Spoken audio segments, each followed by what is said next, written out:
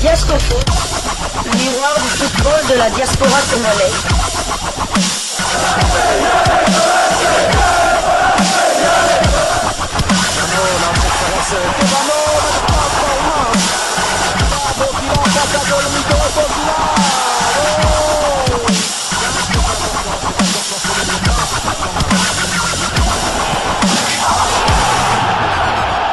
Diasco Foot, le miroir du football de la diaspora congolaise. Vous êtes sur Diasco Foot, le miroir du football de la diaspora congolaise. Diasco Foot vous dit bonjour, tout le plaisir est pour nous de vous retrouver, mais surtout de savoir que vous êtes nombreux en train de suivre votre chaîne YouTube dédiée uniquement aux footballeurs de la diaspora congolaise. C'est l'heure de partager avec vous quelques news que nous avons pu récolter pour vous. Des news concernant certains de nos internationaux ou des binationaux qui se sont illustrés dans leurs clubs respectifs. Et cela dans le cadre de cette deuxième livraison sportive de ce samedi 28 septembre 2024. Une livraison qui nous conduit en France du côté de Marseille pour parler du capitaine des Léopards de la République démocratique du Congo, le demi-dieu congolais, l'âme du Boulot Palais. Boulot Chancel Mbemba Mangoulou, Chancel Mbemba dans le dur du côté de Marseille, vous le savez, ils ne sont pas nombreux ceux qui apportent leur soutien à notre demi-dieu congolais, surtout dans le monde du football en France. À Marseille c'est encore pire, même des anciens joueurs ne se prononcent pas, même son sélectionneur en équipe nationale ne veut pas s'exprimer sur ce sujet, mais il y en a un qui n'a pas fermé sa bouche et qui a parlé avec son cœur, un ancien entraîneur de Chancel Mbemba aussi, qui est venu à la rescousse de Chancel Mbemba, qui l'a défendu. Nous allons en parler grâce à un article de la Radio France Internationale qui, dans un article intitulé Foot, le Congolais Chancel Mbemba de l'Olympe au statut d'indésirable à l'OM. Je vais vous lire cet article. Ensuite, nous allons donner notre point de vue, comme vous aussi, en commentaire bien entendu. Vice-capitaine et un des meilleurs joueurs de l'Olympique de Marseille ces 2 dernières saisons, le Congolais Chancel Mbemba connaît un déclassement spectaculaire depuis l'arrivée du nouvel entraîneur de l'OM, Roberto De Zerbi. Entre avertissement, mise à pied, défiance, l'histoire d'amour entre Mbemba et le club français est en train de mal finir. Qu'elle semble loin, cette lune de miel, une période où l'Olympique de Marseille et Chancel Mbemba se regardaient avec les yeux de l'amour et fixaient la même direction. Le Congolais avait débarqué libre pour s'engager avec le club olympien. Une saison après, il remportait le prix Marc-Vivien Fouet et était élu dans l'équipe type de la Ligue 1, sanctionnant une première saison qu'il avait placée dans le cœur des dirigeants et passionnés supporters marseillais. J'ai commencé à faire mes matchs et j'ai senti la joie des supporters, confiait-il à RFI. Quand il m'arrive de les croiser, ils m'encouragent beaucoup, me disent merci de me donner à fond. Ça fait plaisir, c'est un bonheur de jouer à l'OM, de donner de la joie aux supporters. Ça, c'était avant que ne débarque le nouvel entraîneur Roberto De Zerbi, qui décide de ne pas inclure le défenseur congolais parmi ses joueurs appelés à la reconstruction d'une équipe qui a fini à la 8e place la saison dernière en Ligue 1. Dès lors commence une guerre ouverte entre Chancel Mbemba et la direction du club incarnée par le président Pablo Longoria, celui-là même qui avait convaincu le Léopard de venir à Marseille. L'appel du président Longoria pour me faire venir m'a beaucoup touché. C'était la première fois qu'un président m'appelait pour signer dans son club, disait-il. Le comportement de l'OM est indigne. En début de saison, Mbemba est ainsi placé contre son gré dans le loft pour s'entraîner avec d'autres bannis à l'écart du groupe professionnel. Le club cherche à le transférer en Arabie Saoudite de préférence. Dans cette période tendue, l'ancien joueur de Porto est appelé à l'ordre à 2 reprises. La première pour avoir tenu des propos agressifs envers un membre de l'encadrement du club phocéen. La seconde pour ne pas s'être rendu à une convocation pour les examens médicaux concernant son genou. Conséquence, une mise mise à pied avec retenue de salaire de 6 jours et un entretien lundi dernier, 23 septembre, en vue d'une sanction pouvant aller de l'avertissement au licenciement pour faute grave. Mais parallèlement, le Congolais remporte une bataille avec la commission juridique de la Ligue de football professionnel LFP qui somme l'OM à réintégrer son joueur au sein de l'effectif professionnel. Mais le conflit semble être allé tellement loin qu'il est difficile de croire désormais à un improbable retournement de situation et à une réconciliation des deux parties. Aujourd'hui, le déclassement de Chancel Mbemba et sa mise à l'écart semble choquer beaucoup d'observateurs du foot, mais peu sont enclins de les commenter. Un ancien joueur de l'OM qui a passé 6 années dans le club préfère ne pas se prononcer sur la situation de Mbemba. Également sollicité, son sélectionneur en équipe nationale de la RD Congo, Sébastien Desabre, ne souhaite pas communiquer pour le moment sur le sujet. De son côté, son ex-sélectionneur Claude Leroy, qui l'avait découvert au MK Étanchéité, club de 2e division du championnat congolais, ne prend pas de gants quand il s'agit de dire ce qu'il pense de l'attitude de l'Olympique de Marseille envers son ex-poulain. C'est invraisemblable d'arriver à une telle situation. Chancel, c'est quelqu'un d'extrêmement facile à gérer, qui est toujours prêt à tout donner. Ce comportement de l'OM à son égard est indigne. Cela m'étonne même de quelqu'un comme Pablo Longoria, une telle attitude. Ou alors, ça veut dire qu'il n'y a plus que le fric qui compte et que l'humain, on l'oublie complètement. Les Congolais lancent le comité de freinage.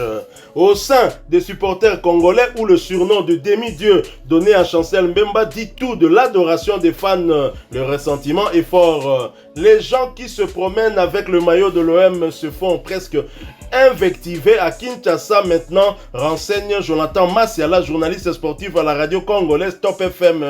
Les fans se désabonnent en masse des réseaux sociaux du club marseillais. La situation de Chancel Mbemba est vécue comme une injustice.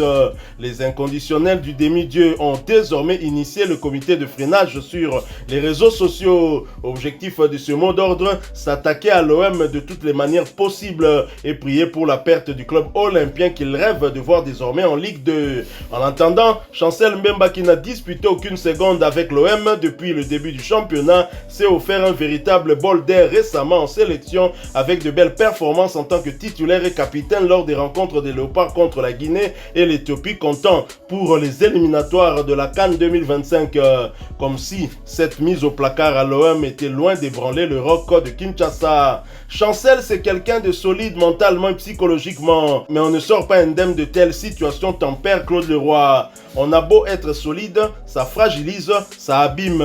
On peut être costaud, mais il arrive un moment où on peut craquer. Il a besoin d'être soutenu, d'autant plus qu'il n'a jamais connu ce genre de situation. Il a besoin d'être soutenu, oui, je valide, et je pense que nous sommes en train de le faire, mais je pense que sur un plan officiel, cela devrait être fait, beaucoup plus encore. Je ne sais pas si dans l'ombre, nos autorités, du moins le ministre des Sports et même la Fédération congolaise de football pensent à soutenir justement Chancel Mbemba, qui peut être affecté dans son mental alors qu'il est convoqué dans la tanière pour jouer des matchs cruciaux, des matchs importants. Je pense qu'on devrait penser aussi à cet aspect des choses.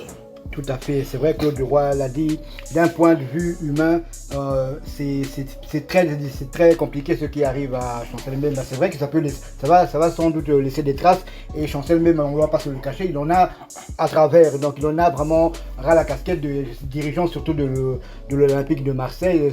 Parce que lui maintenant, il est arrivé à un point que non, lui c'est se venger, c'est ne pas donner de cadeau à l'Olympique de Marseille. Sinon il allait déjà signer du côté de Rennes ou bien de Nice, voire même Nice, ou bien même il allait se retrouver du côté d'Al-Shabaab qui proposait quand même une très très belle enveloppe. Donc 4 millions. Chancel Mbemba, lui c'est je fais ma saison blanche, mais je ne ferai aucun cadeau à Pablo Longoria et Benassia, pourquoi pas. Donc c'est vrai que d'un point de vue sportif, ça peut peut-être le pénaliser, mais il en a vu d'autres, Chancel Mbemba. Ah, ça c'était important que vous le rappeliez, parce que Claude Leroy semble peut-être oublié. C'est vrai que du côté de Newcastle avec Benitez, encore un Espagnol, un autre Espagnol. Ça n'avait pas vraiment, le mariage n'avait vraiment pas très bien fonctionné, il était souvent sur le banc.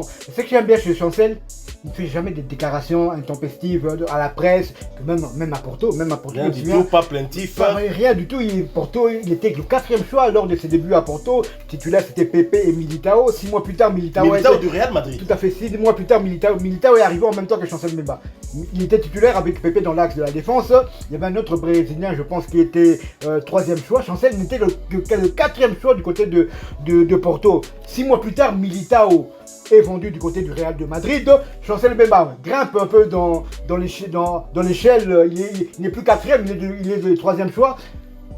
Le deuxième choix se blesse.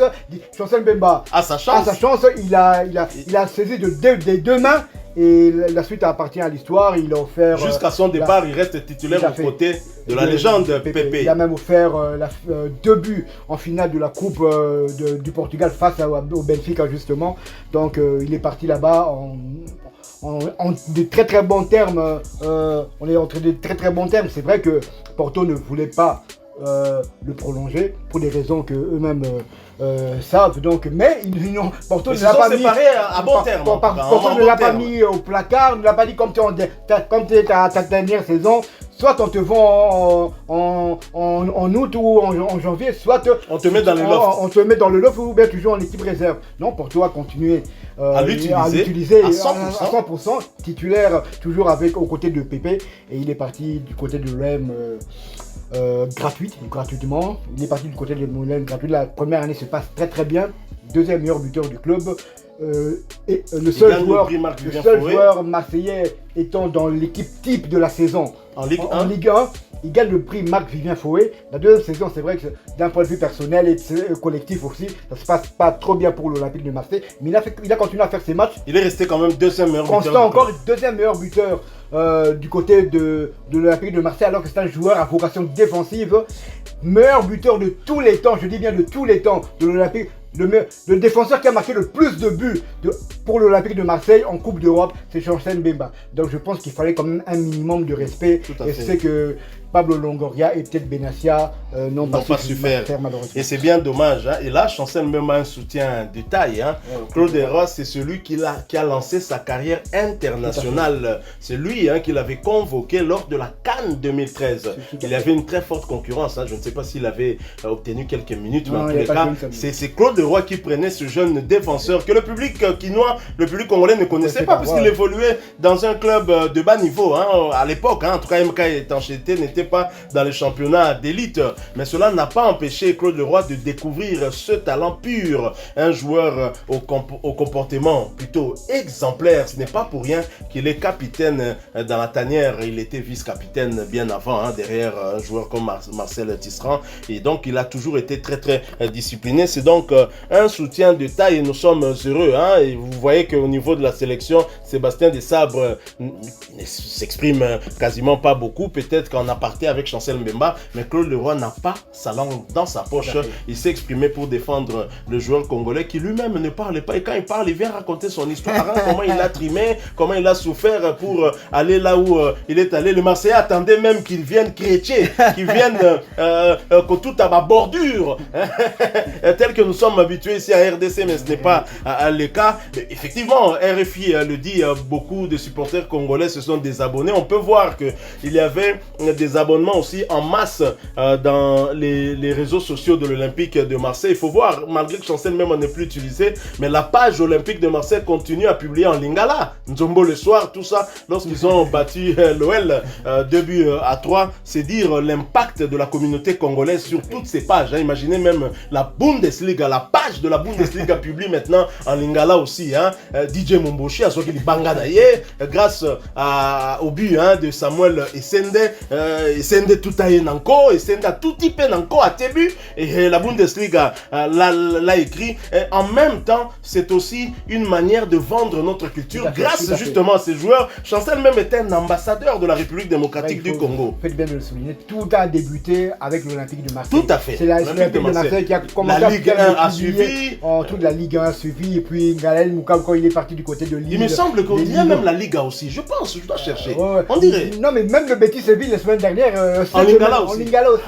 C'est ça. C'est une manière de vendre aussi notre culture. Donc, les ambassadeurs, c'est pas que les maîtres Gims, chef de l'État, Batoropes sur un passeport diplomatique à Chancel.